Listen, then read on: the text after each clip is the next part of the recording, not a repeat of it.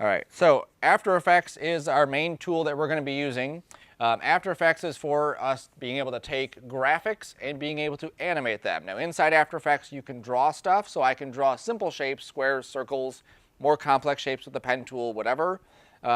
Most of the professional stuff is typically drawn in Illustrator, exported out, brought into After Effects, and then all of those are animated. Illustrator is 1,000 times easier to draw stuff and animate it, or draw stuff and layer it and organize it than After Effects is, okay? Also, if we update something, we can go back to the Illustrator file, update it, and After Effects will update too. After Effects that we are going to touch on is the basics of After Effects. Like I told you last time, there's 2 other After Effects classes that go into more detailed things. We will touch on some basics of how all this stuff works.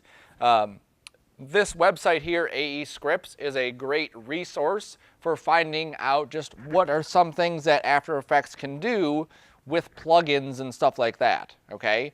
Don't use plugins initially unless it's something stupid like moving. We used to download one that would move pivots. Nobody's going to pay you to move a pivot, but it makes it easier if you found a plugin to do it. We don't need it now because they fixed it, but at one point they did not have a good pivot moving tool. But there's so much cool stuff out here, and what's neat about it is that the people provide videos so that you can actually see, like here's a squash and stretch plugin, and if you watch the guy's video. Hello, everybody. Hello, everybody. I don't want that one. I want this one. So he shows you some simple animations that are done inside of After Effects. Now, all the stuff that they're doing inside here, he's using After Effects as his main tool, and then the Squash and Stretch plugin that he has is the one that's doing all the deforming on that. All of that you can still do in After Effects without the plugin. The plugin just makes it easier to do it, okay? So when we get to Squash and Stretch, I want you to actually do the Squash and Stretch, but just be aware these kinds of things are available. Now the reason I don't want you to get locked into doing plugins is obviously some plugins cost money, and some companies do not provide the money to pay for those plugins. So you'd either have to pay for them out of pocket, or you would have to just figure it out other ways. The neat thing about this is that not this plugin. This plugin is $100 for Squash and Stretch. That's like a crazy amount of money, right? I don't got that kind of cash laying around. Gravity, I don't know. I was typing a random word. Newton is a pay one. Anchor point gravity. Let's try this one. That one is a pay one also. Ease. All right, I know there's one called Ease and Whiz. I'll get that one. Okay, so some of these have this, name your own price. Just like, what's that commercial? Name your own price tool. You put in whatever you want. $0, it's free. Okay, so you can download a lot of these using the name your own price thing. Now, as students, yeah, put 0 and download it. Once you start making money off of these things, always go back and give them something because you're making money off of their hard work. And you want to support that because they eventually would want to update it and put it for version 2 or 3 or whatever it is, okay? So things like this with ease, it just, again, stuff that you can do in After Effects very easily, but this just makes it even more easily. Okay, so lots of plugins there. Again, the cool thing is more of the actual visuals of what the people are doing in After Effects is more what you should go there for now at this point. Cool. You have a C drive and a P drive on these computers. The C drive and your desktop and all of the stuff in there is an area you never, ever, ever, ever write to. Okay, so don't save anything to the desktop. Don't write anything to the C drive. Just never do that. If you reboot the computers, anything that you did save to that is gone. So you don't want that to happen. So on the computers is the P drive. That's where you will work on your stuff. To get to the P drive, you can use the window and then use the E key. And then on the left side, you should see the P drive somewhere. I do not have a P drive. I have a D drive, so I'm just going to pretend that I have a P drive. So what we're going to do is we're going to make our folder structure that will keep us organized. After Effects, just like any other program I'm sure you've used, needs to stay organized. So what we're going to do, all right, so this is the little card that's going around. Like I said, next week I should have all of them. They have to cut them on separate paper and cut it and whatever else, so, print them and cut them. So this is how we're going to organize our stuff, okay? But first we need to create a main folder for all of our work, especially if you have me for multiple classes.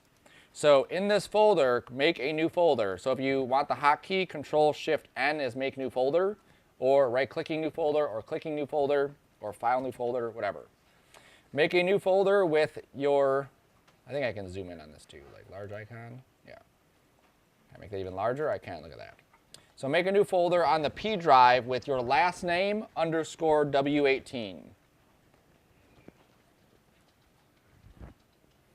If at any point I talk and you are not caught up, just say, wait a minute, and I will get you caught up, okay? And if I say, is everyone cool, and nobody says anything, then I just assume that everything is cool.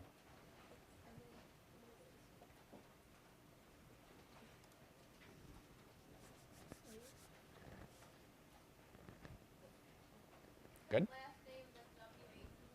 Last name underscore W18. So that way we know whose folder it is, and then the underscore because we never use spaces, and then W18 for winter 2018.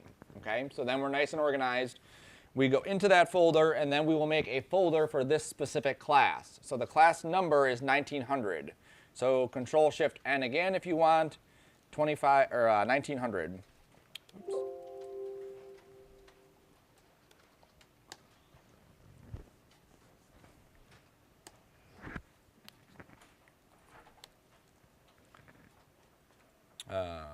If you love hotkeys like I do, window left arrow will actually shrink that window to the left side of the screen, and then you can click another window on the other side, and it's amazing how it automatically orients. You don't have to do that. I just think it's an awesome hotkey. Hold down the window key and you hit the left arrow, and it'll take that window and pop it over to the left side of your screen. If you use the up arrow, it maximizes it. If you use the right arrow, it moves it over. It's pretty sweet because if you have folders and folders and folders open like I typically do, it's great to be able to move them around and keep them locked in. And I think even if I go here and move this, nope, I lied. And I even renamed my folder, so let me just rename that back to 19. Okay. So now what we want to do is make a new folder inside here, and we're going to create a template. Okay. Every one of our projects we're going to organize the exact same way. So instead of making all these folders for every single project, we'll make one, and then we can just copy it for each one, okay? So make one folder with your last name underscore template project. Oh. Come on. Underscore template. Cool. Okay, so I have my P drive, I have my Sarcona W18, I have 1900, and then I have Sarcona template project inside there. Okay, now I'm going to make each one of these on the right side of my screen, artwork, audio, movies, output, and reference. Those are all individual folders that I'm going to make inside the template project folder. So I'm inside the folder, and I'm just going to make each one of those.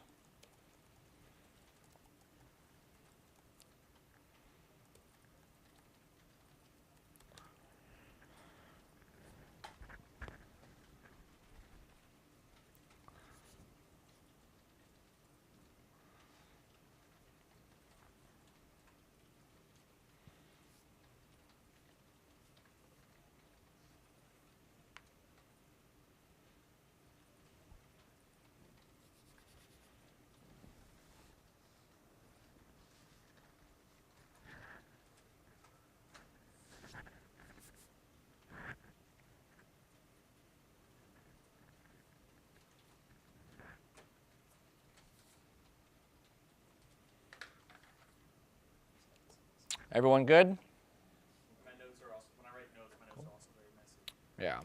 Yeah. So we are going to keep these folders organized. If at any point we get out of organization, we will pause for a minute.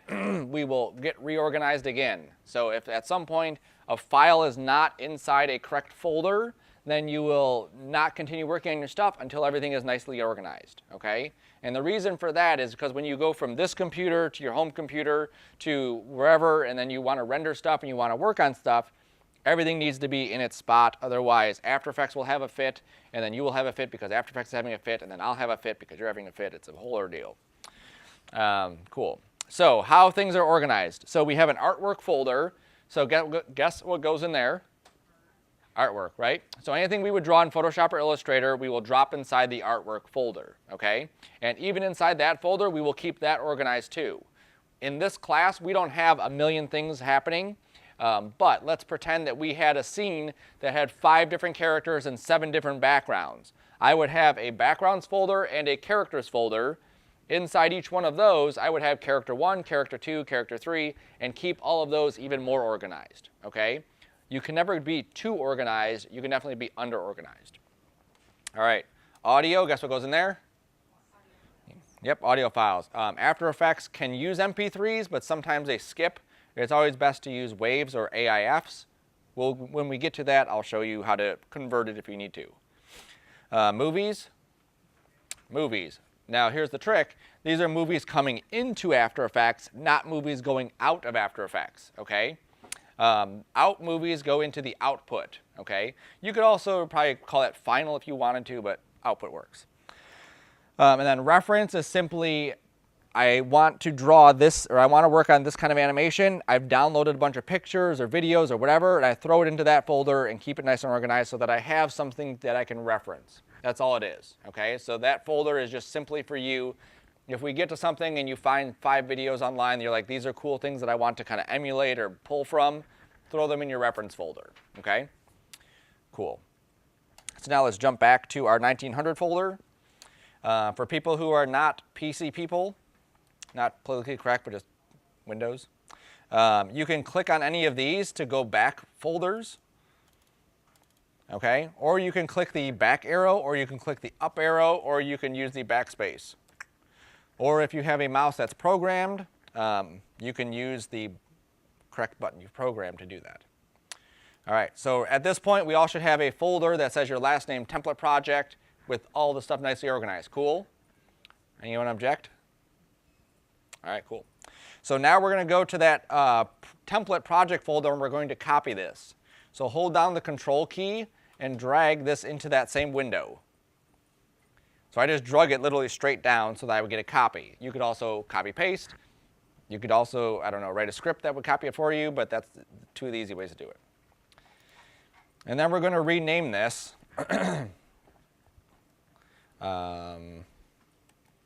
to Title Bumper. So get rid of the template project and call it Title Bumper. All right, so we have our template project, we have Title Bumper. Which one are we going to work in? Title Bumper. Which one are we going to duplicate next time we need a project? Template project. Okay? So before every project, if I say it, if I don't say it, usually I forget to say it, duplicate the template project when you start a brand new project because you want to keep everything organized. Eventually, projects will link together, especially when we start working on our demo reel and start working on some of these projects that are going to include the Title Bumper. We need to make sure everything is nice and organized so that we know where stuff is. Cool. All right, so we got our project folders. When you leave for the day, we'll probably get out about a half hour early. You're going to take your entire W18 folder, drop that onto your thumb drive, and then that will be your backup. In case something happens where you come in next class and the computer is down, you have something to go with, right? You have what you've copied onto your hard drive that you backed up. So make sure you have that. Does anyone need directions on how to back stuff up to a thumb drive? Excellent.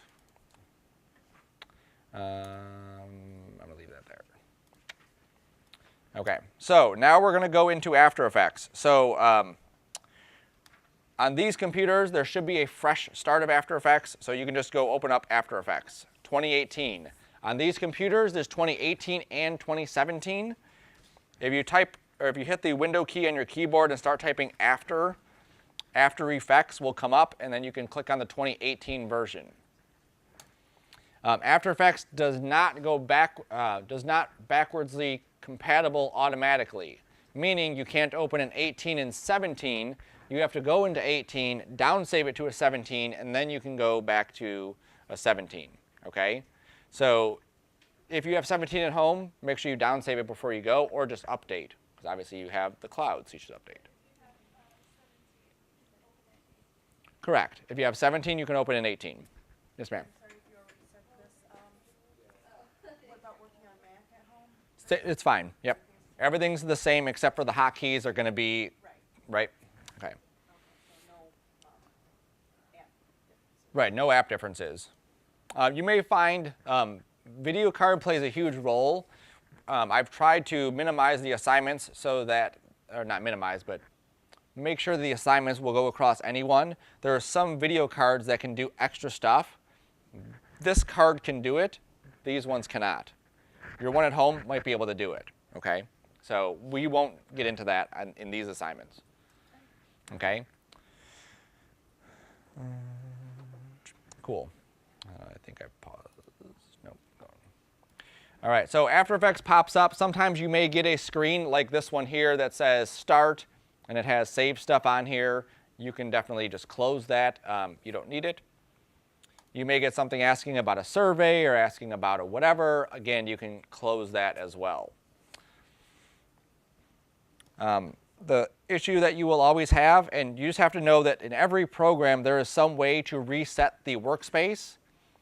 You will screw up the workspace. You will drag stuff here and drag stuff down there, and then you will get rid of stuff that you don't mean to get rid of, and then it's gone forever, and then you don't know how to get back. Every software at some point has a way to go back and reset your workspace. Okay, so make sure that when you come in, if something isn't looking the way that the video is or like you remembered it looking, that you go ahead and reset the workspace back to this original one. Okay, so the interface in After Effects is a bit different. Some of your screens do look different than mine too. So just for fun, close that main window if you get the big window that pops up that says New, and then go to Reset Your Workspace under Window.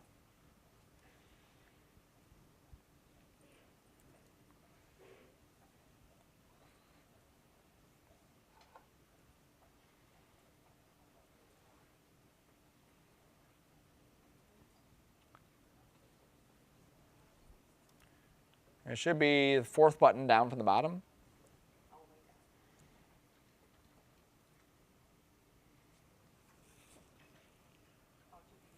Yep, there you go. Okay. Ooh.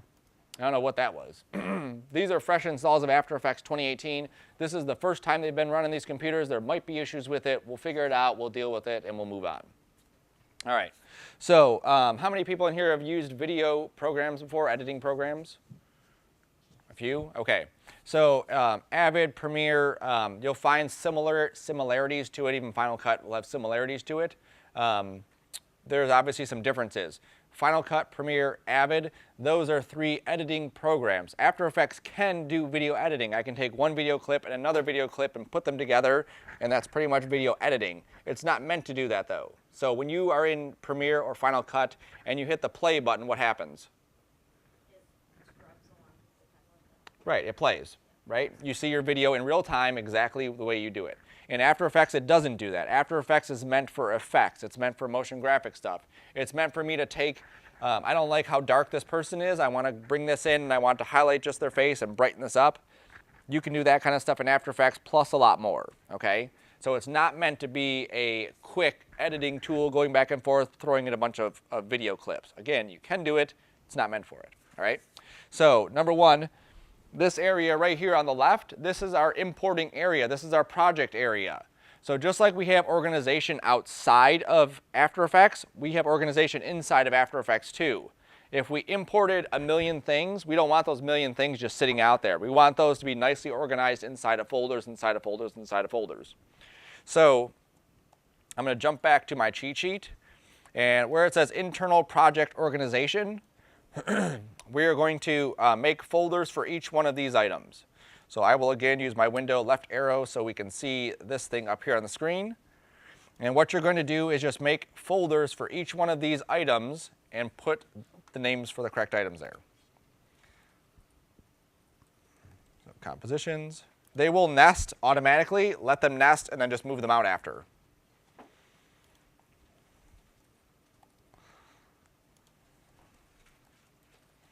It doesn't matter what order you make them in as long as you have them all. Oops. Make what and make, oh.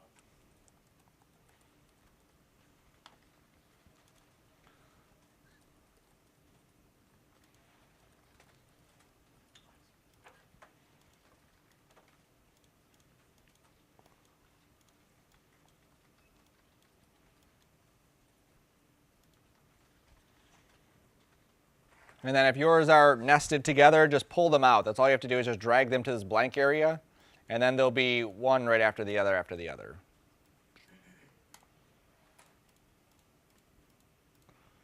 Oops, cool. All right, so now we have a template project folder. We do not have a template startup file, okay? So what we're gonna do is we're gonna save this one twice. Once will be in our template project, the other one will be in our title sequence, okay? So go to File, Save As, and Save As. Save As, Save As, or Control-Shift-S. And navigate in the left column to your P drive, and then find your folder. Now when you name this, the naming of your files should be your last name underscore project name underscore 001002. So for the template one, just call it your last name underscore template underscore 001. And you put it right inside of that main template project folder. Okay, so 1900 Sarcona template project, just drop it right into that main folder.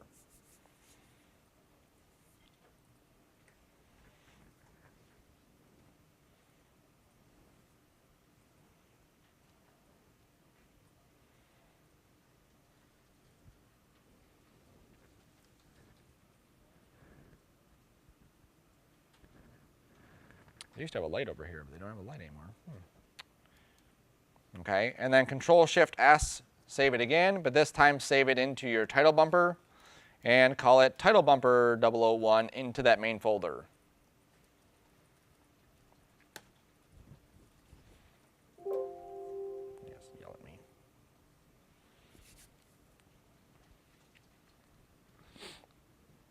All right, now the idea with keeping us organized is that obviously our stuff is nice and neat, we can find it all, but also After Effects can be a pain for finding stuff, okay?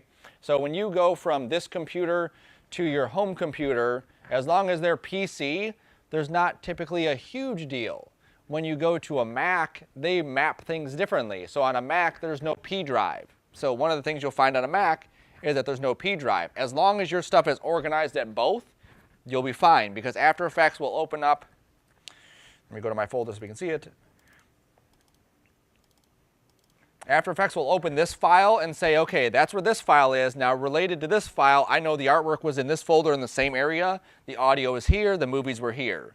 If you throw stuff in this folder and that folder and wherever else, you have to go back and reconnect every single piece of artwork that you have in there, okay? So keep it organized. If you start working on something and it's not, just take a breath, organize it, go back into After Effects, and then start working, okay? Questions on that part? Awesome. Cool. All right, so one more thing we're going to pay attention to before I get my windows back to regular size is 960 by 540 at 30 frames per second. Just make a mental note of that. That's where it is, and then we'll see that in a minute. Cool. Okay, so now we're in our actual Sarcona Title Bumper 001 AEP. I believe, let me just double check this real quick. Yep, so if you go to Edit Preferences and you go to Autosave, you can tell After Effects to save every 20 minutes, okay? You can have it save when starting a render queue. You can save maximum project versions, okay? So this may be a good thing to do. Set your autosave timer to as long as you are fine redoing work. So if you set it to 7 hours, that means that if it crashes within that 7 hours, you're fine going back and redoing that stuff. If you set it to 20 minutes, that's the most amount of time you're going to lose work, is 20 minutes, right? Files do get corrupted, so you always want to make sure you have a copy of that somewhere. So Edit, Preferences, Autosave, and then you can set this to whatever number you want. these computers, the preferences are on the C drive, so next time you come in, that needs to be reset again. Every time you come in, I would say make that one of your notes is to set your preferences to say how often you want that autosave to work. I've had people work for an hour and a half on a final exam, and After Effects crashes, and then it goes away, okay? Is there anything else inside here? I think everything else should be good.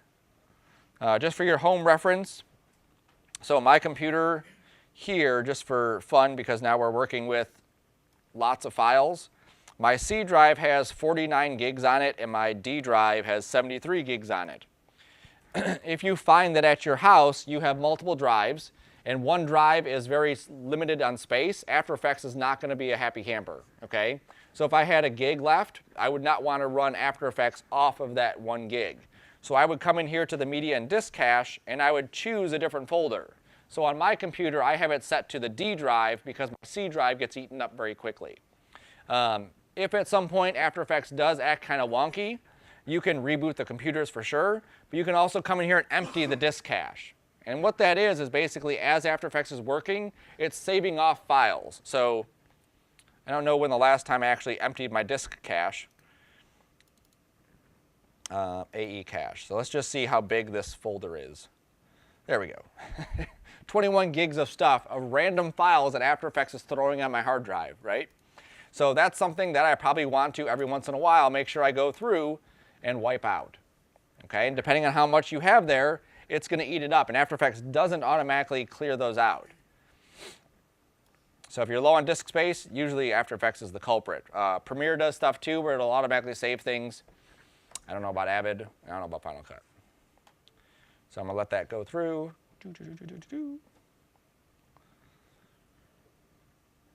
Cool. And that should work. All right. So you can close your preferences.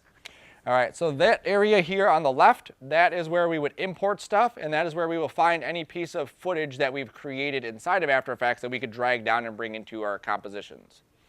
This area here is basically our viewport. This is what we're seeing as what we're working on.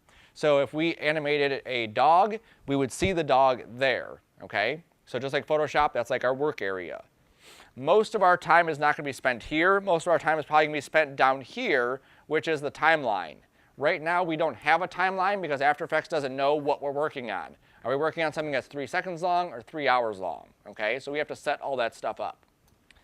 Over here are just different palettes, very similar to what you would see inside of Photoshop or Illustrator. Menus are up here.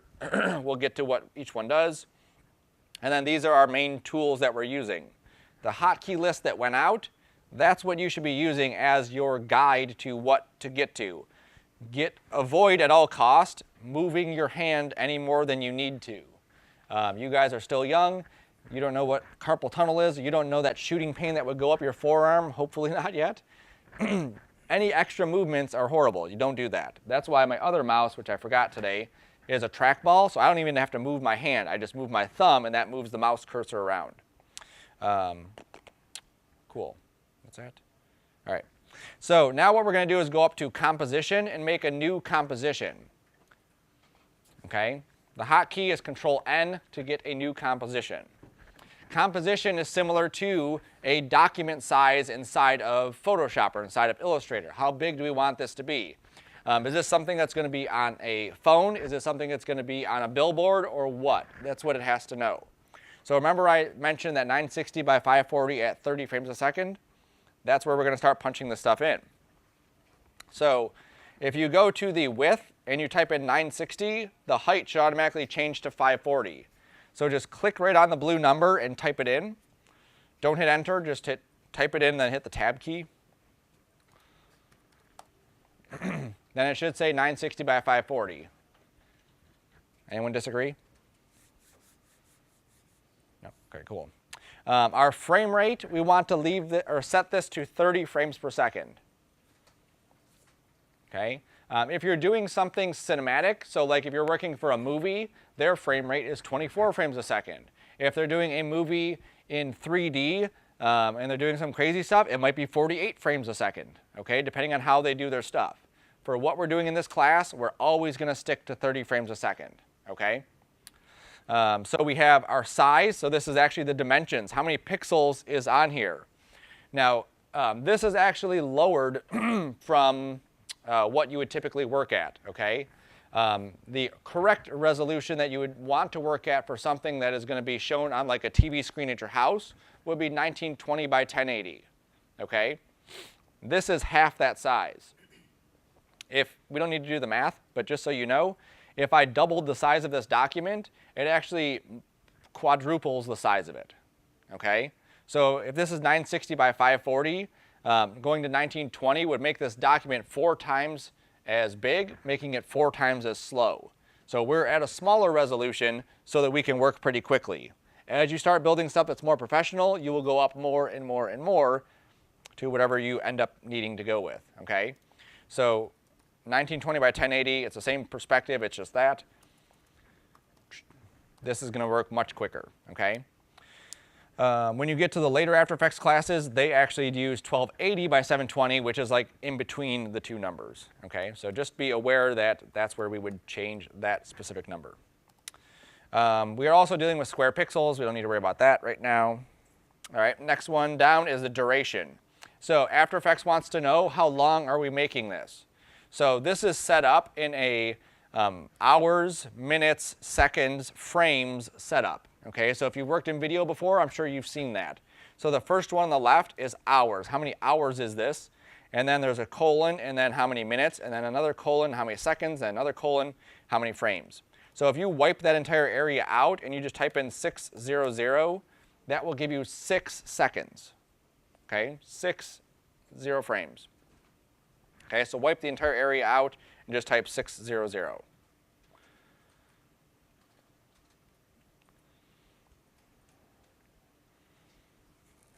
Cool. We have a background color. This means nothing at the moment. I mean, it's going to give us a black background color. We could change it to whatever we want later. Typically, it's just going to be transparent, though, for most of the stuff that we will be putting together anyway. So for now, leave that as black. At the very top is composition name, so let's give this a name. So let's call this title sequence 01. And you can just put title SEQ 01.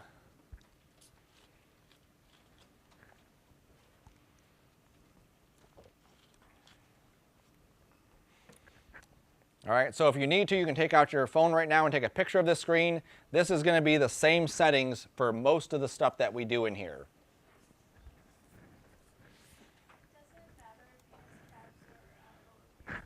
Nope. It just looks nicer. Okay, so you can set that to memory. Make sure you have this because when you create another one, it's going to be pretty much the same settings. There are times where we will change this, but for the most part, most of our stuff will be exactly these settings up here. The time will change based on the project that we're working with. Cool. If you're working at your home computer, the nice thing is that these will be saved when you make a new comp. It remembers what you just did. On these, when you reboot, it goes back to whatever you just had a second ago, okay? All right, so we've named it. We've 960 by 540, 30 frames a second. Our duration is 6 seconds. We hit OK. Okay, so now that we've hit OK, we have a composition. We have an actual like document we could work on. We have a timeline now, so we actually have something we could click and drag back and forth. Nothing's on it yet, but we have it. And then we have this black area right here. Now, before we go any further, I need to take this title sequence composition, and I need to organize it. Which folder am I going to organize it into? Perfect. So drop it into compositions. And then we close the composition folder. I don't like that it opens that. Okay, so I just dropped it into compositions, and I collapsed it. And that's probably a good time to save too. Why not? Right? Save every 2 seconds. All right, so now that we get our composition, we get some more stuff inside of our screen. We get this here, which is our composition, okay? As we start building stuff, sometimes we'll have what are called pre-comps, which is a composition inside a composition, and sometimes even further compositions inside those. So as we get further nested inside that, we will get this big long line of things, and we can basically click around to see what we're working on, okay?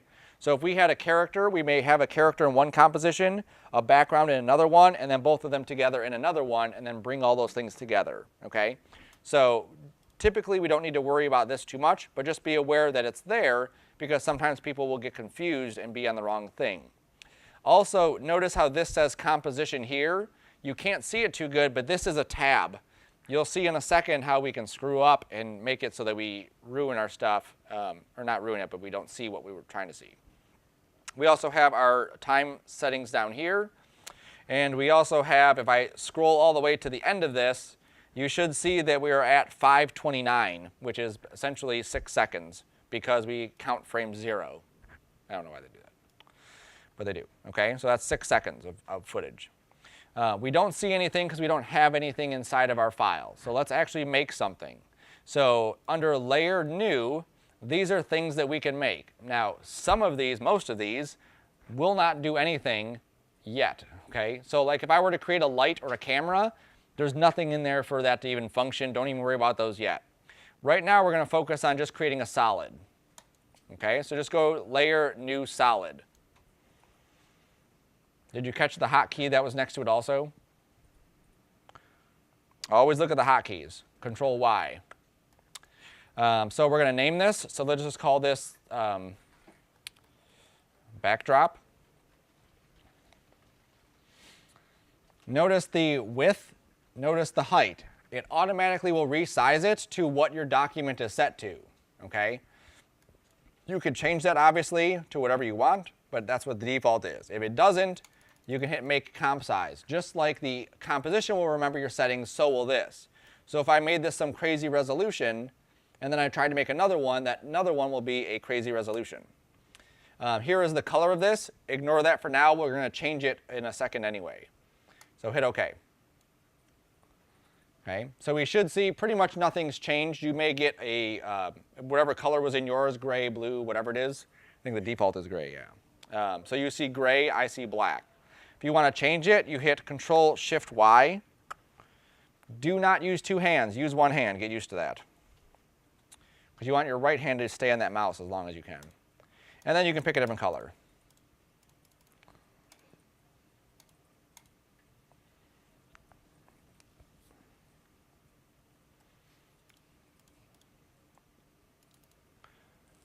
Okay, so Control-Y, make a new solid. Control-Shift-Y, change the color of the selected solid.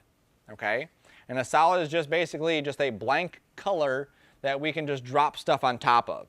If we wanted to create a gradient, we could drop a gradient on top of this. If we wanted to create a lightning effect, we could drop a lightning effect on top of this. Okay, there's lots of neat things we can do with just a solid. Everyone good?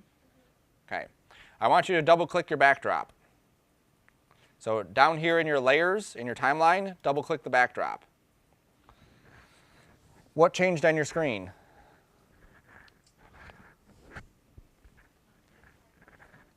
Yep, so you now get a timeline up here that's red, okay? So this is what's gonna happen is right now we're only viewing just that backdrop layer. So this is where people freak out is because they have all these layers, they accidentally double click something and it goes to this, which is just the one, and they think they've lost everything. You haven't.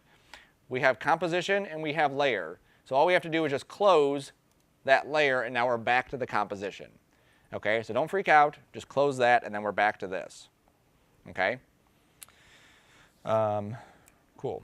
So now we have our backdrop. I'm going to push my screen back a little bit so I can see stuff. Down here it says backdrop. I think yours are the same as mine. Yes, I have the same setup. Okay. So we have this eyeball here. You know what the eyeball does, right? It's no big deal. If there is sound, we'll have a sound little speaker thing there. We don't have sound on this because it's simply just flat. This little button right here is solo. We only have one layer. It's not going to do anything. This is lock. You know what that'll do. Okay.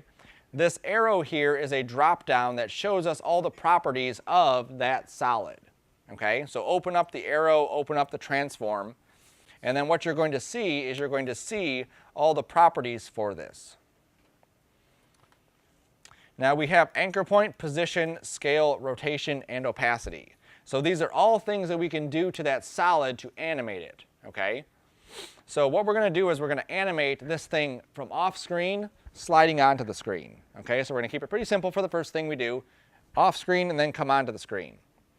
Now watch me first before we do anything. So if I click and I drag this, do you see how it's not going perfectly straight? It's on some weird angle, right?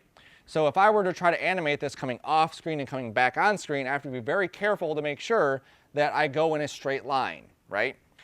I can hold Shift. We've done that before, right? Photoshop, Illustrator, you can do that. Okay, but again, you have to be very careful with how you do that, because if I go this way, then it's going to drag downward. So the easiest way to do something like this, everything you see inside here that's blue, I can click and drag straight across. Okay, so if I wanted to move that over, I can just click and drag and it'll move it just in that one direction. Okay, so After Effects is a 2D program. We have X and we have Y. Okay, so X is going to go left and right. Y is going to go up and down. Which one's first in the alphabet? X, perfect. So the first number here is X, right. So we have position, the first number is X. I want to move this left and right. So what I'm going to do is I'm going to click and drag on the 480 to the left until it goes all the way off the screen. I may need to let go and then drag it again, and then let go and then drag it again, and then let go and then drag it again. Okay, so I'm going to drag it until it's just off the screen. So if we see we want to animate the scale, rotation, opacity, whatever it is, we can animate any of those items. Okay? The biggest thing, especially at your level, is focusing in on controlling the one item you're trying to do. It's very easy to get confused. It's very easy to just start clicking and dragging and moving things. Don't do that. Focus on, I want to move just this one thing, know what you want to do, and then do that. Don't guess or try to just screw with it until it looks good enough. Cool, so it's off screen. So in order for us to animate something, we have to have a starting point and an ending point, okay? So we have to say at this point in time you're here, and then at this point in time you're over here, okay? So in After Effects we have stopwatches. I believe Premiere also has stopwatches.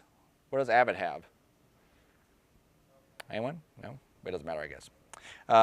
So we're going to go to the position stopwatch, and we're just going to click on the position stopwatch. Now what that does is it makes a little diamond at that point in time. If I scoot this over for a second so you can see it, there's a tiny little diamond that got created exactly where that marker is for position. Okay? And what that does, it says at 0 seconds, position is exactly here. Like, don't move the position of this item. Then we're going to go up. So I'm going to drag this little blue ticker all the way up to 1 second. If you look at your timeline, you should see 1:00. You may see 00F, but 1:00F. Okay, should be about that far away. Cool, cool.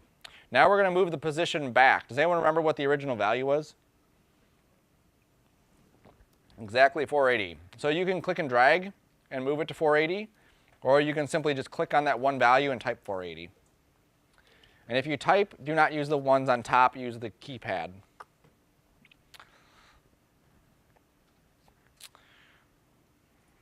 All right. So we have a starting point, you're off screen. We have an ending point, you're on the middle of the screen. Notice how we don't have to click the stopwatch again. Once we click the stopwatch, it does auto key. Every time we move the position, it automatically keys it. It is convenient, but it's also dangerous. Because what happens is we get to this point, we're like, oh, I want this to be here. And it just sets a keyframe, and now it's going to do that. So we don't want that. OK, so now how do you play anything in any other program? Spacebar, perfect. So hit the spacebar. You don't need to rewind. You can just hit the spacebar, and it'll go. It'll play nothing for a while, and then it'll play our little swipe. Okay. You can also use the little ticker that's on top. If you click and drag on that little blue time indicator ticker, you can preview this.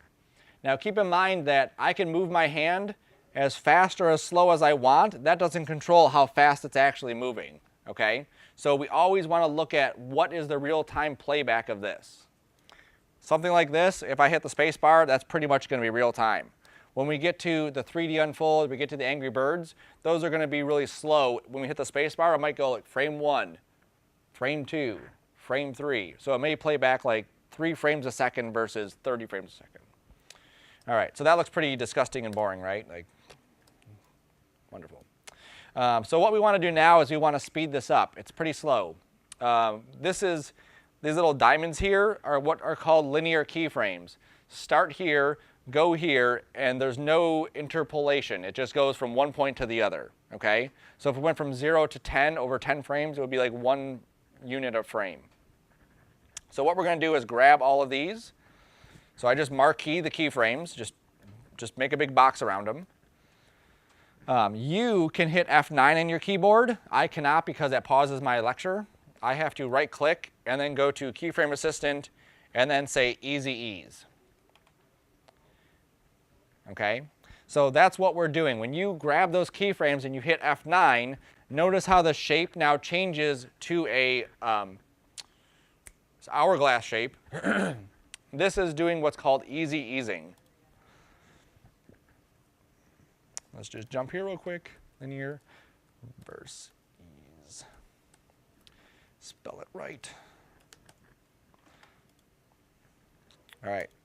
So here's what linear looks like. It starts and it moves. It's a constant speed the entire time. What in the real world moves at a constant speed the entire time? Exactly, nothing. Nothing moves at a constant speed. If you're in your car, you don't go 60 miles an hour. There's a buildup. You eventually hit 60. There's a cop behind you because you're in a 30. Then you slow down, and then you're pulled over. This is what we just did, okay? So we took that straight line, and we said, I want you to go a bit slower here, go fast, and then slow down again. That's what we just told it to do. Now, graphs, I don't care if they're not your best friend. You will play with graphs this entire semester. Your stuff will look like crap if you do not play with the graph when we get to that point of playing with the graph. Every keyframe we set, you will probably at least easy ease it. If not, if you'll go into the graph editor too. All right, so now hit play.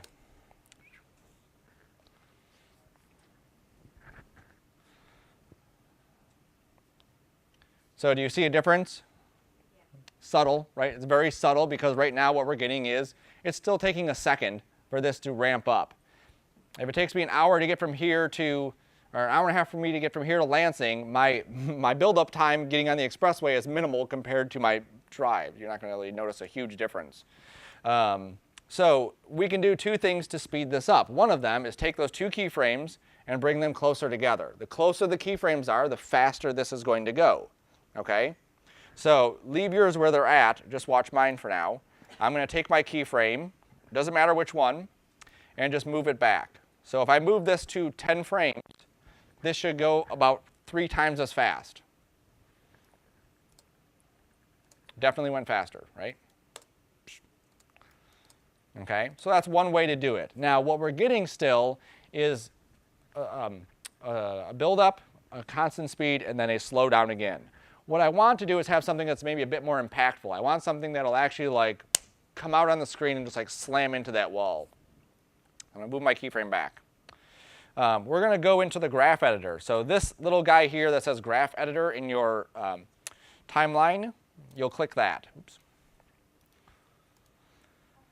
Okay, so now that you have the graph editor, this thing is going to look confusing.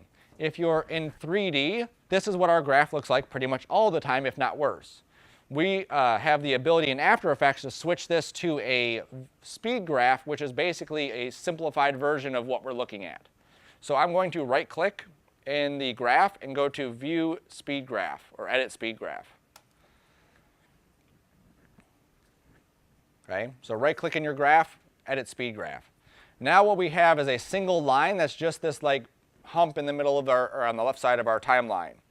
What this is showing is it's ramping up and then slowing down. That's exactly what this is. The speed of it is building up speed and then slowing back down.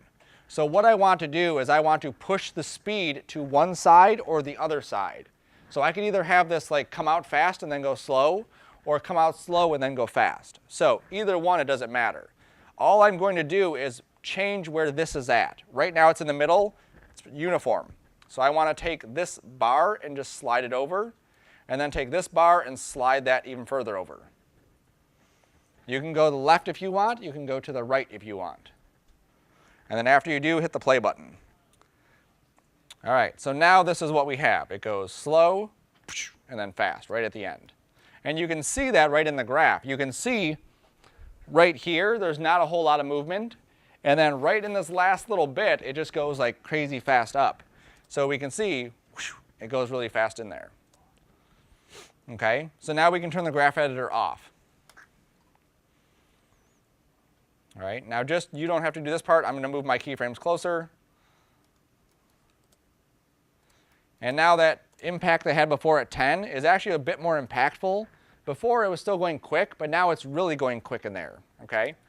So we have the keyframes. Obviously, we can change the position of where the keyframes are. We can change the ease of them. And then we can go in the graph editor and change what the graphs look like. So that's 3 different ways that we can change how fast an item is going. Okay, so always look at those 3 things. First is typically going to be where the keyframes are positioned.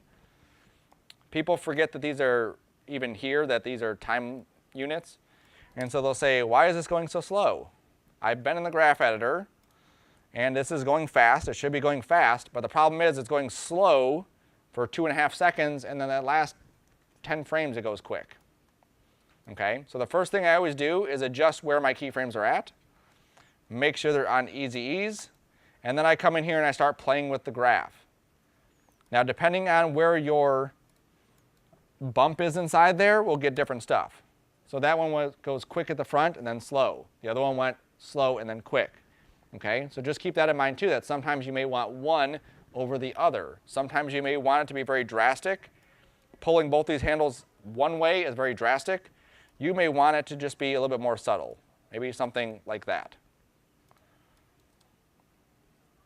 Okay, so just keep in mind that we have a lot of ways to tweak those kinds of keyframes. That looks gorgeous. Wonderful. Okay, so that one is our backdrop. Let's rename it, because I don't want that to be backdrop. We're just going to call this one position in. Okay, so just hit the enter key while you have it selected, and we'll just call that position in. Okay, and then what we want to do is we want to make another one. So this one is position in.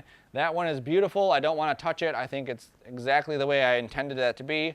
So I'm going to click the lock so that it locks that layer in there. Yes, ma'am? Position in. That way we know what it is. It's the position of it. If you hit the regular enter key, it lets you rename it. If you hit the numeric keypad enter, it brings you into that layer. Okay, so just be aware that that is 2 different functions for that seemingly same key. They used to be called return and enter, but whatever. Okay, so now this is our position in. It's locked, we can't touch it. Let's make another new solid.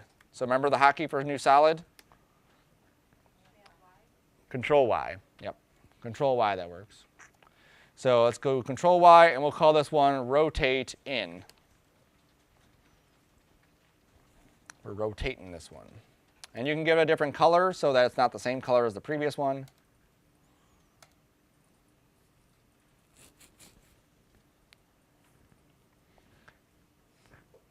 Okay, so now we have a different color, a different item. What we want to do with this one is we want this to rotate into the scene. So I basically want this to be off screen and then rotate into the screen. Okay, if I go to my rotate button, okay, so watch how I rotate mine. Look how it's rotating. Okay, that's not what I want to do. That looks stupid. I want it to be rotating from this corner. Okay, so this little anchor point right here, that's where it's rotating from. So I need to move that. You'll see, because I said the word anchor point, that there's an anchor point function.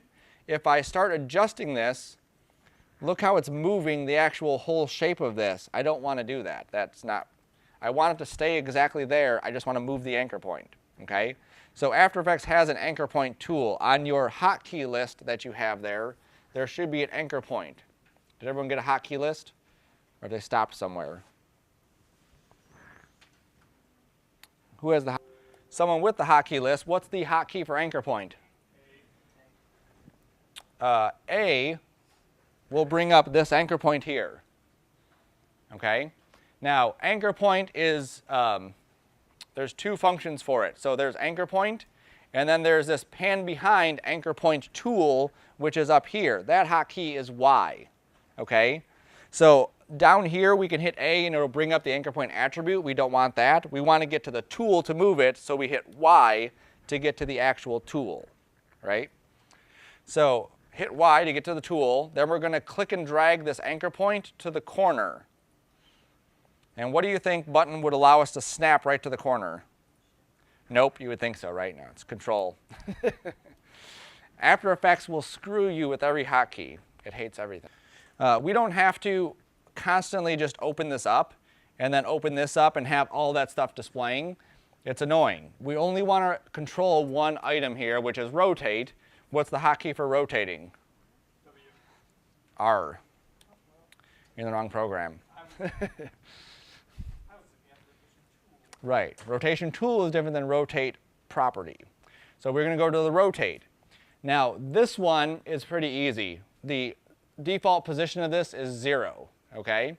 So I know that 0 is going to be where I eventually want this to end up. So mental note, 0 is going to be the end result. So I'm going to rotate this until it's out of frame. So just click and drag right on the right number, not the left number, the right number, and drag it out of frame.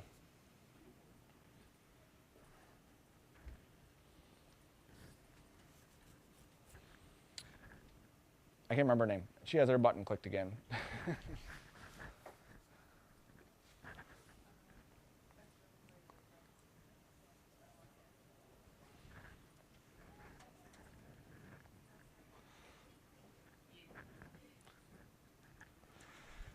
Wherever we click that stopwatch on, it's going to set a keyframe. So I don't want to be way down here because then that's going to be the start of my animation.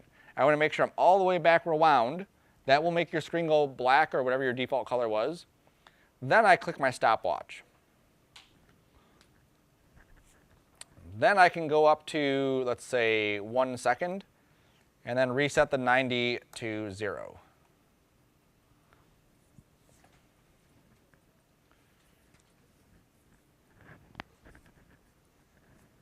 And then, of course, we can hit play and see what happens.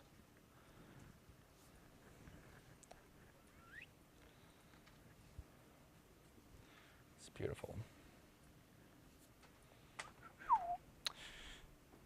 All right, so first thing we have to fix is it is incredibly annoying to have to wait for 5 seconds until we see this animation again.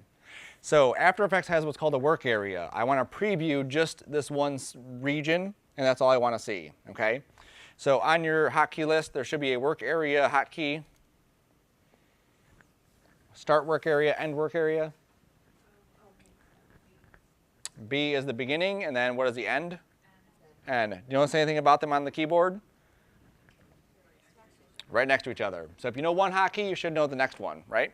So I'm going to go to shortly after 2 seconds and hit N. Okay, and you'll notice that the bar that's up here just shrunk so that now it fits just that area. So when I hit the play button, it only plays those 2 seconds. Okay, incredibly helpful, especially when we get into something that might be 60 seconds long and we want to preview just those few seconds right in the middle. Sweet. Okay, so 2 things we want to adjust. One of them is obviously this should be eased in because, again, it's very robotic as to how it's coming down and landing. So we do want to ease it. We do want to go to the graph editor. The other thing that's kind of sucky is that it's actually happening right on top of the other one. So we're missing out on seeing that other one. So I want to move this layer over to the right. Now, if you look at my icon right now, it is not just an arrow. My icon for this is like a double arrow with some lines. What tool am I in right now? What tool do we use to move the anchor point? The anchor point tool. Why? Right? So I have to get back to the arrow before I move this. So I'm going to hit what key? V. That one is the same as Photoshop and Illustrator and all those. Okay? So hit V to get back to that selection tool. Then I'm just going to slide this over. Okay? So I'm just sliding this one so that it actually starts right at 1. Okay, so the first one starts at 0, it slides in, and then that one comes in. Boop, boop.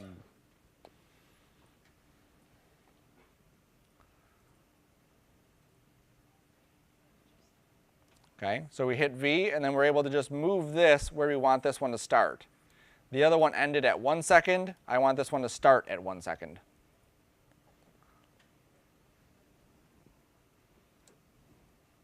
And then when you hit play, you should see one come in and then the other one come in.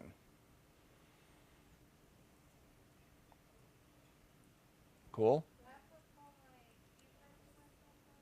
The keyframe should go with it as long as you are in the V key and not the anchor point tool. I will show you what the anchor point tool does when we move it. It allows me to move the layer, but doesn't actually move my anchor points. Okay, so that's why we want to use the V key, the selection tool, and then move that over. Oh, like just moving it, not. Yeah. Oh, there we go. Good? Cool. All right, so now let's adjust those anchor keyframes. So we're going to grab the keyframes, and before we go to the graph editor, we need to make them easy ease. If we go to it now, we will just get this straight line, and you can't do anything with that straight line. So we need to easy ease them. So what is our hotkey for easy ease? F9. F9. Not F and 9, F9 at the very top of your keyboard. Okay, so we hit F9, we go to the graph editor, and we tweak this. If you don't have F9, Mac people. Glorious. All right, very cool. It works. Now, a couple different things you can do to select stuff. So marking these is definitely an option. Clicking on this one and then shift-clicking that one is another option for selecting keyframes. The easiest way to do it is just click on the word. Okay, so if I want to grab all the rotation keyframes, I can click on that word and it'll automatically grab every single one of them. That way, it's just quicker to do. If you're not selected on something and you go to the graph editor, nothing shows up in here. In one item, you may have 7 things animated. You don't want to see all the graphs. You only want to see the one you're highlighted on. So if you click on the object, nothing's still there. Click on the item, there it is. Okay, so just be aware that nothing will show up unless you're specifically clicked on that item. Also, don't be afraid to try something different. What does it look like this way? What does it look like the other way? At this point in your After Effects, you need to kind of start playing with things to see what things are going to look like. You can just sit back and watch this for a second. We're not here yet, but just come on. That.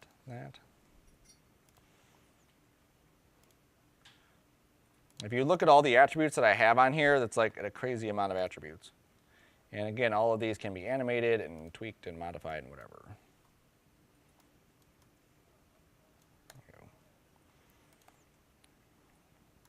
All right, eventually you'll get to the point where you move pretty quick and you're not even really kind of thinking about it, it's just kind of like you're moving. So there's a ball kind of getting bigger like that. Sweet. I'm going to take this, I'm going to hit F9 and go to my easy ease. I'm going to frame this because it's kind of tight.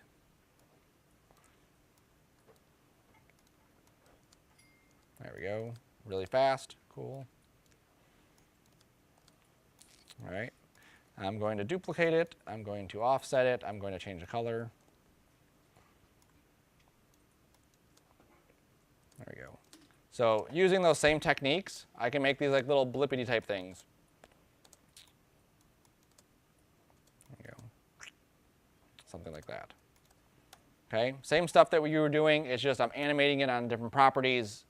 These baby steps now will pay off later, so just trust me on that. Cool. All right, so we've done position, we've done rotate, and then the other one that we would typically do would be scale, okay? So I'm going to make a new one. I'll lock rotate in. I'll make a new layer, solid, call it scale up. Give it a different color.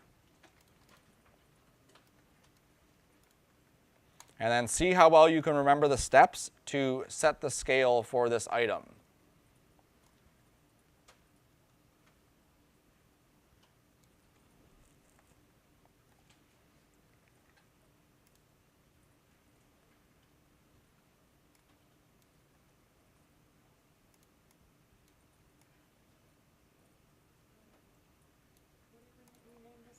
Scale up. You can call it whatever you want, just as long as you know it's scale.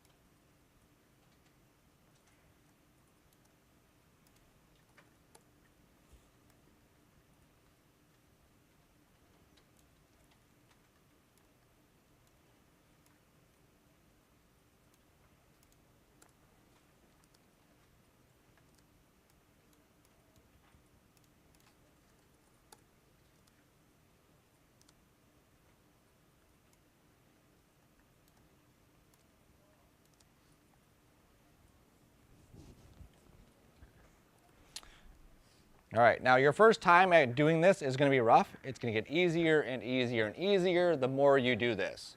If you saw from the first one, the second one, and the third one we did, it's the exact same process. Set your time, start keyframes, set your other keyframes. That's it. F9, adjust your graphs. That's it. Every single keyframe. So between now and next week, I would recommend, if you're still unsure, which I'm sure most of you are, download the trial or open up your After Effects at home and just set keyframes. Just take an hour a day and just play with setting keyframes, just doing the exact same thing. The more comfortable you are with those 3 steps, the easier this class is going to be as we go further on. Because that's literally everything we're doing all day long, just setting keyframes and adjusting them. So this leads to a lot of other stuff. Eventually we'll get into doing these kinds of things, but just so you can see again where some of these things come into play, I'm just going to take one of these, like scale up. Okay, so scale up does this. Okay, now some of you already figured this one out too. If I go to my scale and I only control one of these by unlocking the link button, then what happens is I can just scale it in just the Y direction. Okay, that way it does do exactly that. Now if I take this scale Y, I'm going to take my work area and begin it here, so I don't have to move that. And I duplicate this several times. And I change my color for each one of these. So I'm going to go there. And then I'll go there. Control D. You don't have to do this part. I just wanted to show. But Control D is your duplicator. Sweet. Okay, so if I do that, right now all of these are going to be exactly the same animation stacked on top of each other. We will not see a difference. Okay, everything is just right on top of each other. Even though we only see the top one, After Effects is still calculating all the stuff that's underneath it. So as we start getting more proficient in After Effects, we want to make sure that if something isn't seen, then we want to cut that layer or make sure that it's, nice and clean. For now, don't worry about it. So now what I'm going to do is just offset each one of these a couple frames. And what we're going to get is this really cool, like, whoosh effect. Yeah, you get a sound effect. The sound effects are important. Right? Now, any of these we can do. So I could take my one that rotates in, duplicate it, change the colors, and offset them. I can do my position one, duplicate them, change the colors, and offset. Assignment 2 is exactly that. It's this exact stuff over and over and over again. So by the time we get done with our title, by the time we get done with that, we'll be masters at just setting keyframes and adjusting it. Okay? Now, there's another thing that we can do to make this look better. If you look at this, this looks pretty hideous, how there's just like solid lines. Not terrible, but it can look better. Yeah, I don't know. Maybe I clicked my button here. There I did. You guys have this, right? Yes? Okay. So inside this area, there is this little one here that is called motion blur. And if I turn that on for all of these, that allows or tells After Effects I want this layer to have motion blur. And what that does is instead of it just being here's my object perfectly clear, it says here's my object moving, and then in between it blurs out those frames. So even though we can't see between frame 1 and 2, it'll blur between them and it looks really sweet. It tells it I want to do that, but it doesn't turn it on. Once I click this, now it's on, and now I get this like little fuzzier effect, so it looks a little bit more motion, like that. Now if I go to my rotate, I go to my position, I pull that back so I can see it. You'll see even here, the motion blur that's on that edge, if it's off, it's solid. When it's on, it's nice and soft. Okay? Same thing for this. Coming in, we get some nice blurriness that happens on top of that. Can you only apply it to like one layer? What do you mean? It applies to all the layers. So you can't ever just like have it apply to this one? Oh, you can, yeah. That's what this tells it. So if I turn this off here, it'll only apply to the ones that I have it on at the start of it. Okay? The ones that are right here that have that checked will have just the motion blur. And then these ones are back to having that. And I could do every other one if I wanted to for whatever reason. Oops, that's not it. I don't know what I'm clicking. There we go. Okay? Now, everything we do that adds more complexity to it will make it go slower. So just be aware that everything we're doing is going to make it slower. So typically we are aware in our minds we want motion blur. We check it out, make sure it looks good, and then we turn it off until we're actually ready to output this thing into something. Okay? All right, so let's save this. So hit Control S. And then let's hide all of our layers here. So I just locked them and hid all the layers. Now I want to start the actual title sequence of this. I want to keep those, or I want you to keep those because I want you to at least be able to see them or reference back to them if you need them. But we don't need them for actually starting the title sequence. So After Effects allows you to click and drag, so I can click and drag the eyes, click and drag the locks. They're still there. I don't want to see them. I'm working on other stuff. I don't want to see all these layers, especially if I have a bunch of stuff that I'm playing with. So this little guy here is called Shy Guy. And if you click on the little Shy Guy, and then just like the motion blur, you click on the Shy Guy up here, it will hide those layers. Okay? So, yeah. That's what I'll do this weekend. All right, so this little Shy Guy right here, you can check on. You see how he like ducks down when you click his little icon on. That just enables, just like motion blur, I want this to be a shied layer. So if I have 100 layers, I want to focus on 3, I can shy everything except for those 3 layers. If for some reason you don't see this, there's a toggle switches and modes at the bottom that you could toggle switches and modes. Then you click him, and he goes away. So in this case, I just wanted them to be gone because I just want to start something like brand new. Cool. So let me show you what it's going to look like. Template, desktop, there it is. So this is what we're going to be creating, starting to create today. And then it goes away. Okay? So this is exactly everything we've just done. That's it. Okay? All I've done is given it a little bit more design to it and added a drop shadow and a vignette. That's really all I've done to this. Okay? So these guys here, these are just scaled into place. That's it. They're just scaled in. I think I changed the opacity too, but that's essentially it. These ones are moved in. These are moved in. These are moved in. These are moved in. That's it. It's super simple. Okay, so that's what we're going to be going after. Title bumper. There we go. All right, so now we're back to this. All right, so our first step is, as a beginner, you really, I mean, even an advanced person, you always want to work backwards into what you're doing. And the more advanced you get, you can kind of work from the start and kind of progressively adjust stuff and move things. Because we're beginners, we really want to get the layout of what things are, where things are going to be placed, so that as we start moving them, we know exactly where they're going to end up. Okay? If I have my title here and I decided after the fact I want to nudge it down a couple pixels or wherever, It's a huge ordeal, basically like deleting all the keyframes and redoing the keyframes. We don't want to do that, okay? So what we're going to do is I'll show you how I set up the background, and then you can set up the background, and I'll show you how I did the text, and you can do the text. So I made a solid, okay, and then I just scaled it down. I have 3 that go into the background. You saw 3 little stripes go across. That's what I have. One there, and then I have another one here, and then I have another one there. And then the one that's in the bottom is a darker color. And it is definitely not that thin, so I want to bump that up. And this is, again, why we want to set this stuff up first, because we want to make sure that everything is nice and balanced and laid out. You can also go down here to where there's a title, action safe, or proportions grid. And this will kind of help you line things up. These are 2 blocks. These are 2 blocks. So I can kind of use that as a reference for where things are at. Okay? So I just created one solid, scaled it in, and then just positioned it. This one is, on mine, 2 blocks and a little bit. This one is just under 2 blocks, just under 2 blocks. Okay? So set that up for yours so that yours looks like that.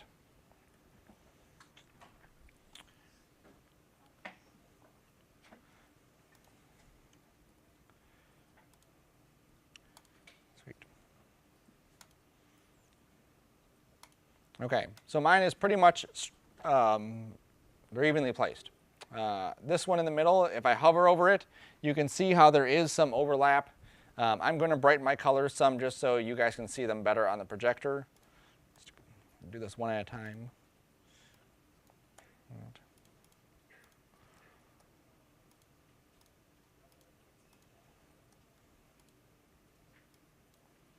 Ugh. There we go. All right. Just ignore my color combination for now. Just I'm going with a crazy blue in the middle. There we go. All right. So we're going to take 2 seconds to show how I choose colors. Adobe.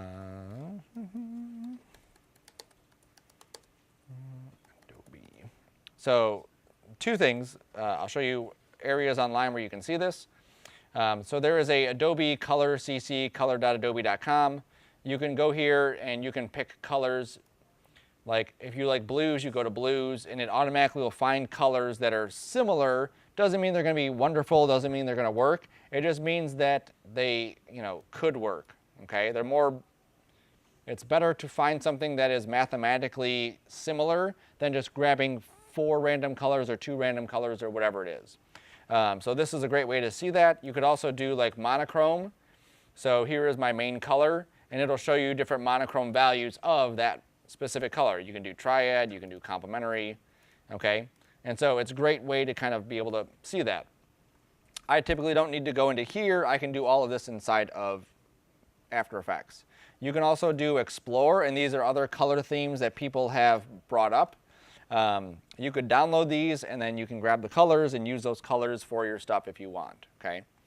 Now, the way that I do it is I will pick a base color. So for something like this, let's say that I really like the color blue, I find my first blue that I really like. So let's pretend it's that, okay? Looking at these values here, I'm just going to round them so it's a little bit easier. So I'm going to go to 220, 90, and 70. So that's my first color. I use the eyedropper to get that same color for that one. And then for this inner one, I'm going to use the eyedropper, but then I'm going to change this number. Now, if I want this to be something that pops out, I would typically go with the complementary color. A complementary means it's the opposite side of that, right? So if our color wheel is 360 degrees, and this is at 220, which is about here, then I know that 180 degrees this way is the complement of that. So if I subtract 180 from 220, that gives me 40, and that gives me that color. That is the exact complement of my other colors, okay? So just be aware that you can do stuff like that if you're not good at choosing colors. Don't choose random colors because it just never turns out great, okay? Put some thought into it. If anything, I could also just grab this same color, and I could just take the saturation and put it at, let's say, 25, and the brightness and put it at 50, or what was it? It was 70, so 35. And I think these could be a little bit darker. 80. Oops.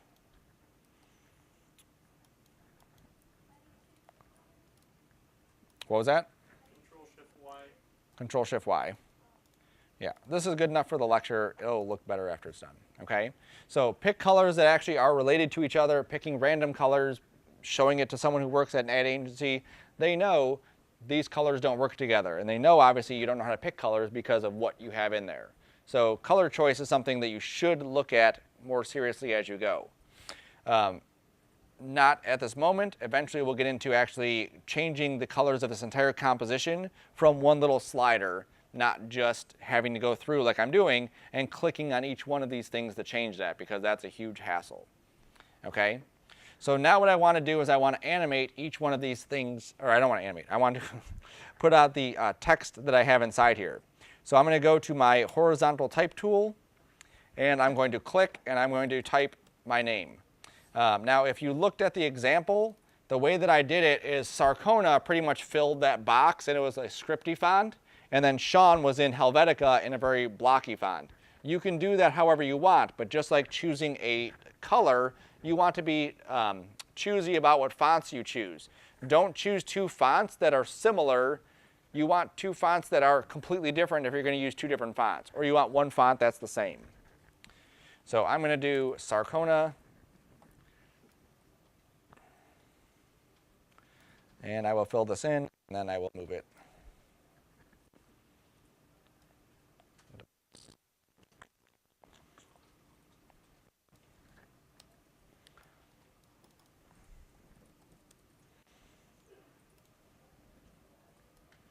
All your font controllers should be on the right side of the screen.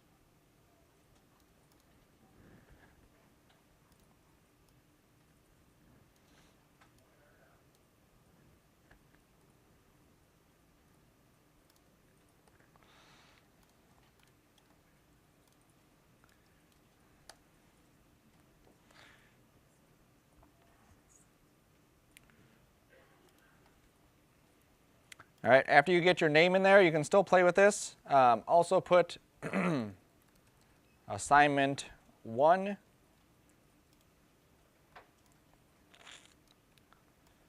And that's going to be on one side of the screen. And then the actual name of the assignment, we'll just call it Angry Bird because that's one of our longer ones.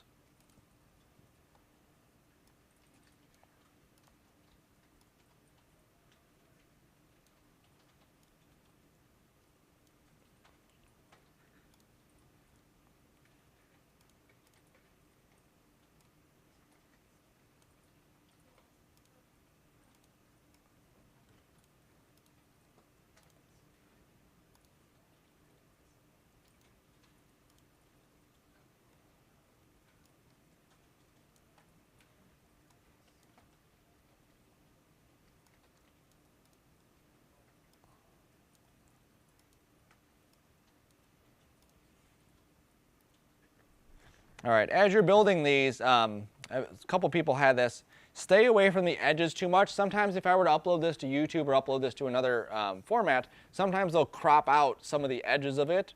So you want to have some sort of margin there. At one point, we had this thing, which was a title action safe. Your titles would basically fit inside this area, and they would be safe, but we don't really need to worry about that too much anymore. Cool. So I have my colors, I have my 3 strips, I have my name, and I have the Angry Bird and assignment 1. So stuff to consider.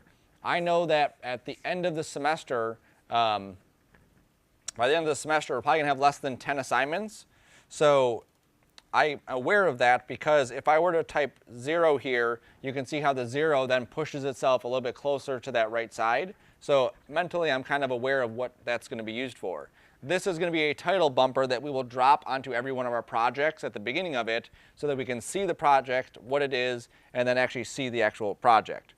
The same thing with Angry Bird. The reason I threw that one up here is because if the name does get longer, it can go as long as that and still not look weird. Obviously that looks weird, but it doesn't look out of place, okay? So we're going to stop here for today. Over the weekend, if you want to go and tweak your fonts, tweak your colors, tweak any of the stuff, you are free to do so. When we come in on Wednesday, we're going to be doing the animation for this. So by then, make sure you have all of that stuff ready to go. Make sure you have these elements. There's only, what, 7 things on the screen? Yep, okay. I think that was it for now. Cool. Any questions on what we did today? There will be some. No? Okay.